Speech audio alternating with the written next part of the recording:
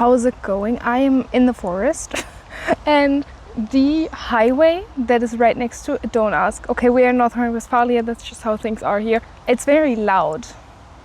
I think the mic should be fine. Fingers crossed, because I'm not refilming this. Today, I wanted to talk with you about my Q2 of reading. Yes, I know it's already the middle of August. Better late than never, you know what I mean? So Q2 of my reading was not quite as successful as Q1, and we were struck with the great reading slump of the year, of course, which mainly affected May and June. I still read a surprising amount considering that. I just didn't have nearly as much fun as I kind of anticipated to be having. So I read a total of 10 books this quarter across 2,486 pages. So that is less than I read in Q1, but honestly not by that much. I think I read 12 books in Q1, so like it's not a huge difference to the first quarter. I did manage to unlock 3 more countries on our world map. It is not looking quite as tragic. Although I surprisingly still haven't read a book from Germany, so that is definitely still something that I want to happen this year sometime. Here you can see my kind of pages curve. Here you can see my reading decades. And in terms of languages, I still have not read, I have read since a German book, but in Q2 we still did not unlock that. But I have since. I've read 2 translations this quarter. One was Every Day I Read, the other was Bottled Goods. I will get into the books in a second. One was translated from Korean, the other from Romania. Oh, actually, I think maybe Bottled Goods wasn't translated. I think that might have been published in English. In terms of format, I read quite a few audiobooks this month.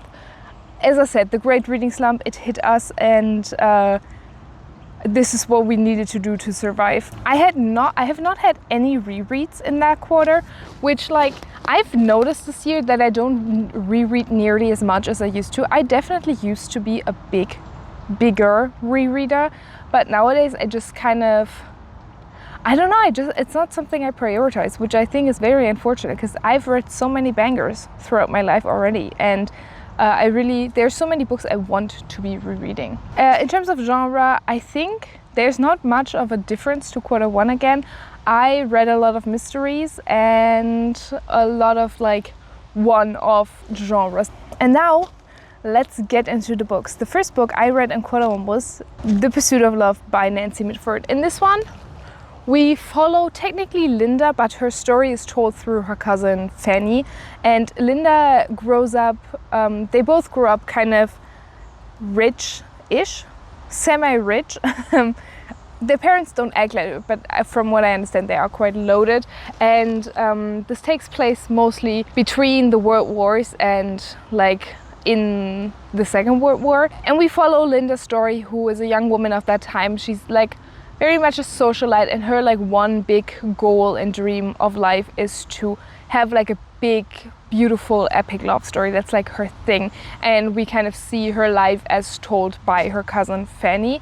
I did really enjoy this one, although I do have to say, on the copy that I have, the summary in the back is misleading in my opinion. It tells you something that allegedly that should happen later in the book, but never really does in my opinion, and it just kind of set me off with wrong expectations. I still enjoyed it though, and I think if you enjoy British humor or in general just British writing, I think this is very fun. I did really love Funny, the narrator, and I am excited to read more by Nancy Mitford. This was my first piece of nonfiction by this author. Next up I have the ABC Murders. I was on a little bit of a mission to read more Agatha Christie, and specifically read some non-Miss Marple Agatha Christies, just because I've read almost all the Miss Marples at this point, and I just wanted to branch out with this author. So I read the ABC Murders, which I think is one of the most popular ones. In this one, Poirot receives a letter that on this day someone is going to be murdered in this town, and then it is somebody, I forgot her name, but it's somebody whose name starts with an A and the town also starts with an A. And then there's another letter, and it's about a person that starts with a B getting murdered in a town with a B. And so we kind of have Poirot trying to find this person. It was so good. The twist, did not see it coming. And it's so funny. I've since like watched a couple of the like solve along YouTube videos, and nobody does, and we're all just so gagged by how the book ends. I think this is a great beginner Agatha Christie. If you've never read one of her books, I think this is probably the one I would be recommending now. It's just very fast-paced, very twisty, so many great characters, very charming as well. Yeah, had a great time, would highly recommend. Then I read Every Day I Read by Hwang Bo-Reum, I think. I didn't read the translator's name down. I'm very sorry, I put it on the screen right now. This is a non-fiction like essay collection, I want to say. It's like 53 very short essays on the pleasure of books and the pleasure of reading. I did really enjoy this one. I thought it was so like charming and just so passion filled. You know, when somebody is just very into a certain subject and you can just like feel that steeping the pages in passion. I do have to say, a lot of like these essays are very, very short. Like sometimes I listened to this on audio, some of them were like 5 minutes on the audiobook. And I do think some of them could have been combined. Like there were a couple that just kind of said the same thing over and over again. And I think the author could have said something more poignant or like more precise if she had just like combined these different essays. Regardless, I still had a great time with this one, and if you like love reading, I think this is also great for a reading slump, because like for me personally, like reading itself is a hobby, but then book collecting and curating is a hobby to me. Like curating book lists I love to do. I love researching books. Like there's so much non-reading stuff that I enjoy doing that has something to do with books, and this book is also a celebration of that. And I just think like it's a great reminder why books and reading and culture and sharing culture is so fun and so important. So if you're maybe in a reading slump and you're like, I'm never going to like any book ever again, I think you should pick this one up. Then I read Bottled Goods by Sophie van Llewyn. This I also listened to as an audiobook, and I listened to this entire thing in one go. This is a book from Romania, which is the main reason it came up on my radar, because I have a couple of friends from Romania, and I think like when we met I initially put this on my list.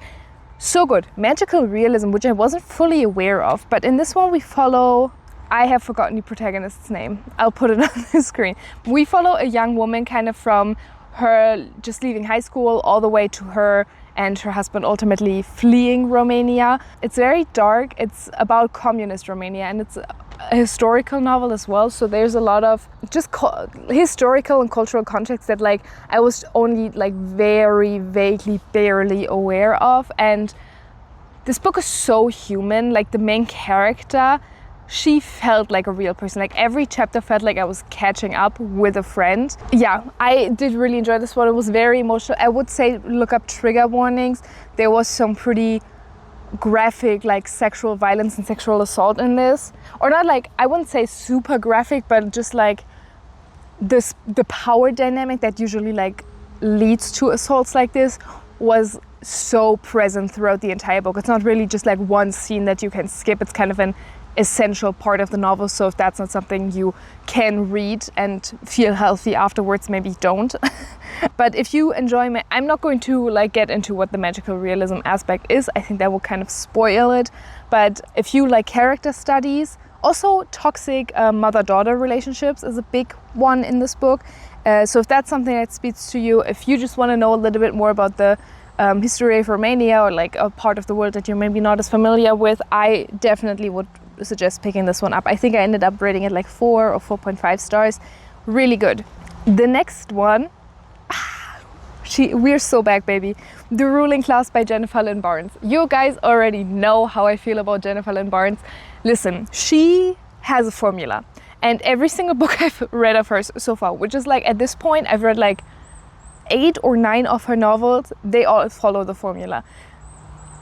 So at one point you're gonna like start to see patterns, but When I tell you nobody does this formula like Jennifer Lynn Barnes does, she can publish 100 more of this exact kind of book and I will read it and eat it up every single time. So in the ruling class, we follow a protagonist whose name I've forgotten. I'm sorry. And she lives on a farm, like a horse ranch, with her grandfather who's recently fallen ill with dementia or Alzheimer. It's not really, they don't go into it too deeply, but the protagonist is hiding it from everyone because she lives alone with her grandpa. There's no one really else to take care of her, except she has a sister who lives in DC and she works as a fixer, like very Olivia Pope of her. And the sister figures it out, sends the grandfather to a assisted living facility and takes our protagonist back to DC with her. And the story kind of starts to get going when our protagonist is when she starts to do some accidental fixing in the new like prestigious private high school that she now attends, and she kind of has this reputation also because everyone knows who her sister is, to make problems go away.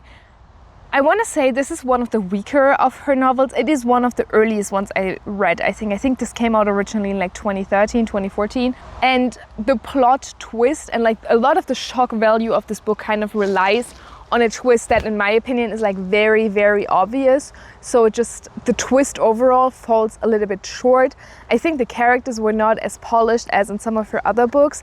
That being said, I still had a good time, and I loved our protagonist, whose name I'm so sorry. I really liked her. She's a very righteous person, and she like stands up for the little guy kind of thing, you know. I'm very excited to see where the second book is going to take us. I have not yet like bought it or downloaded it or whatever. I have no access to it as of yet, but I definitely do want to finish the second one. This also launched an entire rewatch of the series Scandal, and I'm now like in season 6. So yeah, I had a great time with this. This is not the strongest of her books. I wouldn't recommend with this one, but if you're like me and you've already read everything else Jennifer Lynn Barnes has ever published, I think this one's just as fun as most of her other novels. Then I read The Mysterious Affair at Styles by Agatha Christie. This is Agatha Christie's debut novel. This is the first ever Poirot, and it's, as I said, her debut. So this one was alright, honestly. I mostly read this for like the cultural significance of it being her first novel. I didn't particularly like care for the plot or anything, and it was fine. I honestly don't have much to say about it. Can I even still tell you the plot? This was very forgettable. Somebody gets poisoned, somebody dies, and Poirot has to figure out who did it. You know, okay? Yeah, as I said, very forgettable. I think I ended up rating it 3 stars. Nothing to write home about if you are a completionist or you do care about the like cultural value of this book. I think pick it up.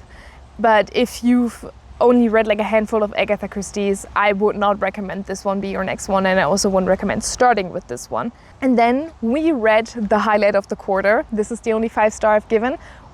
If you're still counting, yes, that means we're at 3 5-stars already. Listen, I am not saying this might be my best reading year ever. There's still a good chance I just won't have another 5-star book for the next 4 months of the year. But already having 3 this early in the year, not a bad thing, okay? So I read Emily of New Moon by Lucy Maud Montgomery. In this one we follow newly orphaned Emily. Her father passes away at the beginning of the book, and through a series of circumstances she ends up with her estranged aunts, who are her mother's sister, and she's never met her family on her mother's side before, and she's very hesitant to go with them. She kind of grew up in this very idealistic, like paradise-like life with her father. Like her father just loved her so dearly, and she was so free to do whatever she wanted, and it's very difficult initially for her to transition, and then it's just about like the next 2 or 3 years of her life living with her aunts and growing up, finding new friends, arranging herself around this new life. It's so much beautiful nature writing, and also Emily wants to be a writer, and it's so fun because some of the parts of this book are written as letters that she's written to her father. You can kind of see her writing improve from like having so many spelling errors to like improving both in terms of style as well as in terms of spelling. It was just such a charming novel, in my personal opinion, it's been a couple of years since I read Anne of Green Gables, but for me personally, I like this one way better. I liked Anne of Green Gables, but I just thought Emily of New Moon had so much more depth. And I thought Emily was such a fantastic protagonist. I loved being in her POV. I loved learning more about her. I think she was so fun to follow.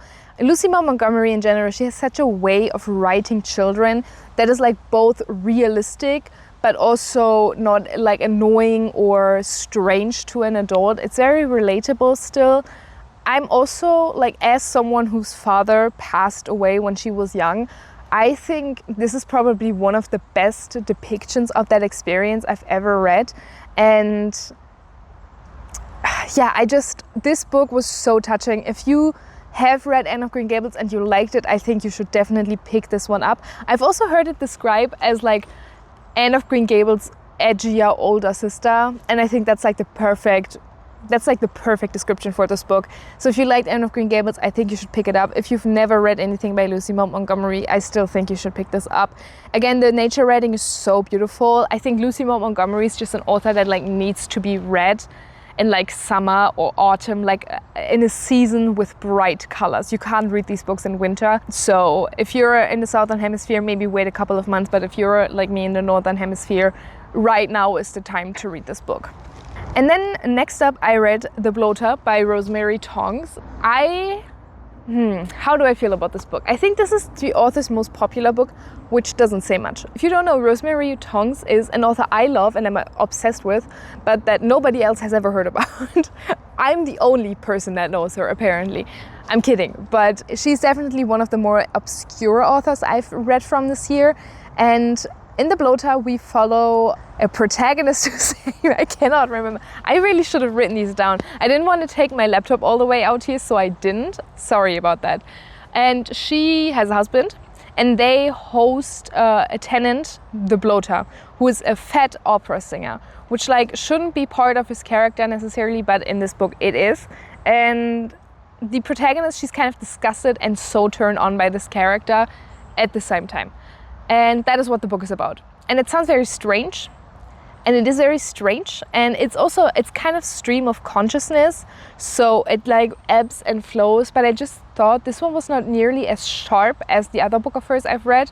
I've read Businessmen as Lovers by her previously, which is fantastic. Great summer book. If you haven't read it and you still want to make something of the rest of the season, put this on your TBR. The Bloater was not nearly as sharp, not nearly as poignant in its satire and in its humor. I thought it was quite honestly confusing. Like sometimes I just had a hard time like following who was in which scene and how we got from point A to point B. I just didn't think it was nearly as good. I still liked it, like it was still funny and fun. It was also a very quick read, but compared to what else I've read of the author, I just didn't think it was nearly as good. Then I read As You Like It by William Shakespeare, because I suddenly realized I have read like no Shakespeare in about a year. I think the last Shakespeare I read was pretty much a year ago with Othello, and I just thought it was time. So I picked this one up. I also had just recently gotten a copy of it, and my God, this was a literary banger,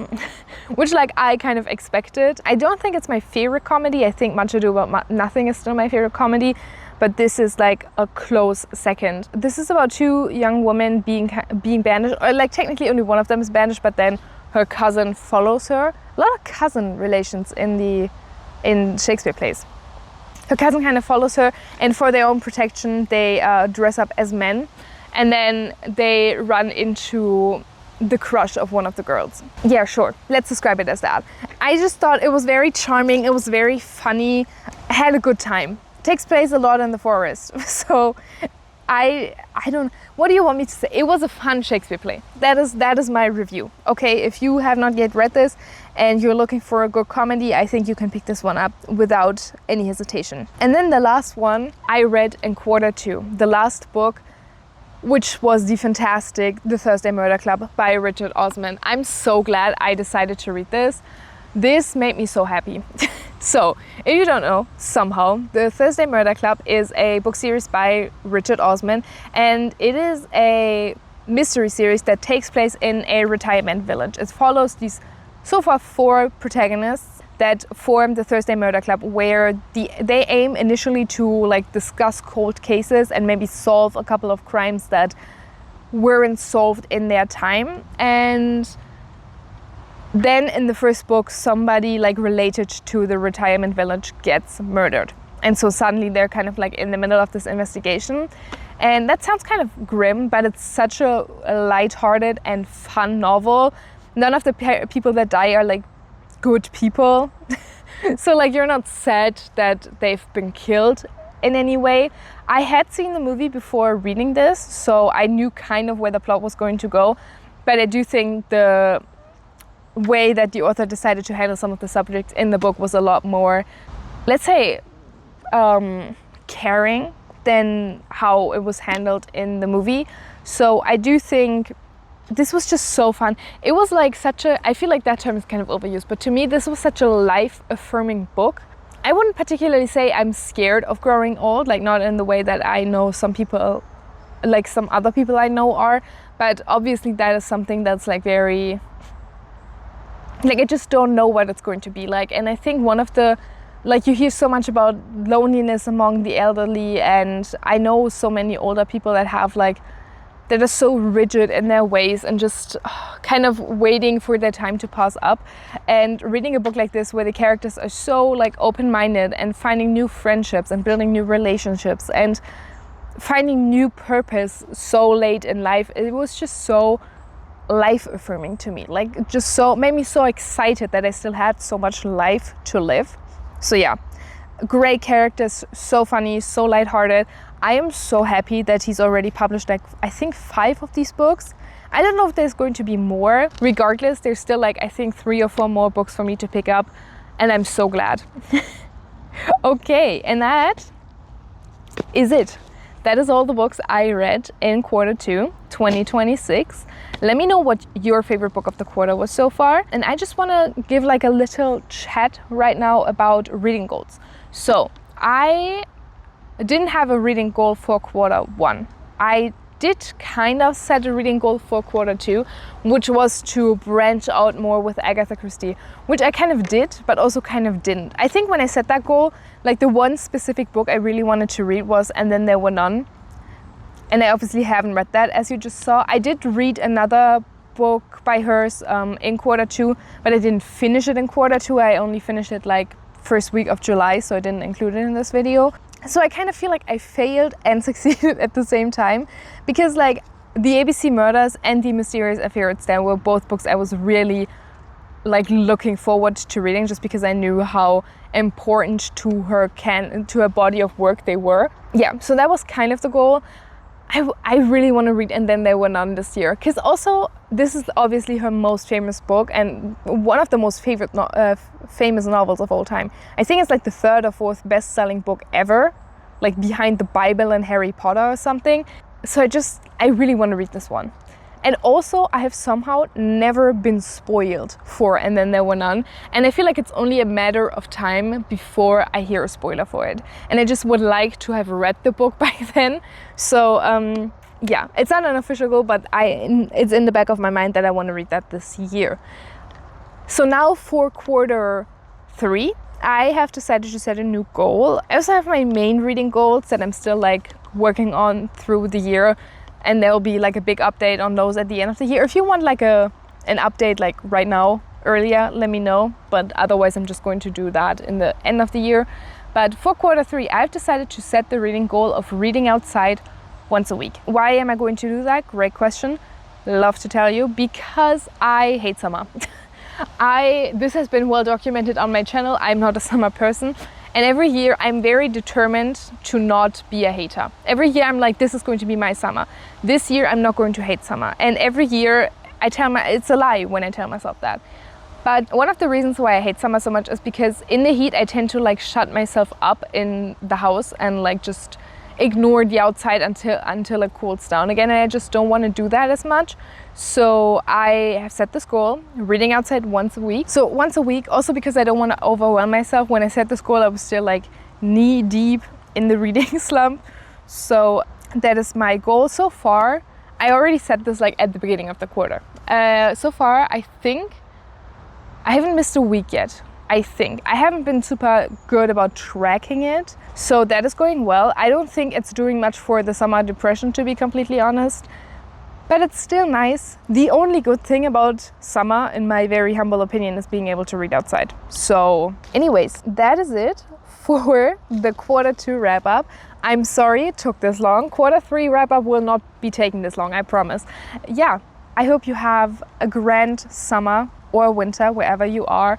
I hope the season is treating you kindly. I hope you have some fantastic reads. If you do, you know what to do.